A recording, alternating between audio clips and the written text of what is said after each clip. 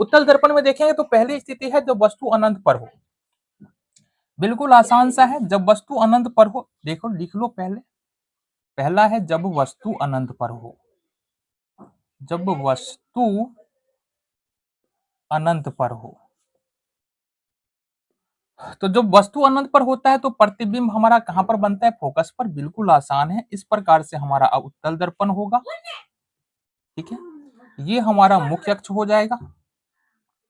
पहली प्रकाश की किरण यहां से आया है और ये परावर्तित होकर इस प्रकार से चला गया है। दूसरी प्रकाश की किरण यहां से आया, मुख्य अक्ष के समांतर होगा तो परावर्तित होकर के ये अवतल उत्तल दर्पण में इस प्रकार से जाता है। इसको पीछे की ओर बढ़ा लोगे तुम तो यहाँ पर हमारा ये फोकस पर मिलता हुआ प्रतीत होता है। तो प्रतिबिंब हमारा फोकस पर बनता है, काल्पनिक होता है, सीधा होता है और छोटा होता है, जैसा कि तुमको यहाँ पर दिख रहा है। बिल्कुल आसान है। दूसरी स्थिति है यहाँ पर हमारे पास जब वस्तु अनंत और फोकस के बीच हो, अनंत और फोकस के बीच हो, तो इस स्थिति में क्या होगा कि ये हमारा हो गया कौन सा दर्पण? उत्तल दर्पण हो गया। आ जाओ, ये हमारा मुख्य अक्ष हो गया एक्स एक्स डैश। वस्तु कहीं पर हमारा दर्पण और अनंत के बीच में रखा हुआ है, ये हमारा ध्रुव हो गया।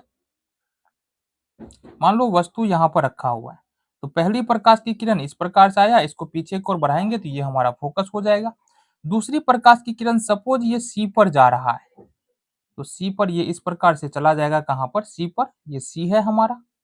ठीक है, और देखना जरा, ये ए बी वस्तु है और ये हमारा, चूंकि दोनों परावर्तन के बाद दोनों किरणें यहाँ पर करता हुआ प्रतीत हो रहा है, तो ये ए डैश बी डैश हमारा प्रतिबिंब हो जाएगा। तो इस स्थिति में भी क्या बन रहा है? इस स्थिति में ये हमारा, देखो ये पहली आपतित किरण है और ये दूसरी आपतित किरण, सी पर जाने वाली किरण अपने उसी रास्ते पे वापस आ जाती है। तो इस स्थिति में प्रतिबिंब हमारा छोटा बनेगा, काल्पनिक बनेगा और कैसा बनेगा? दर्पण के दूसरे तरफ हमारा बनने वाला है।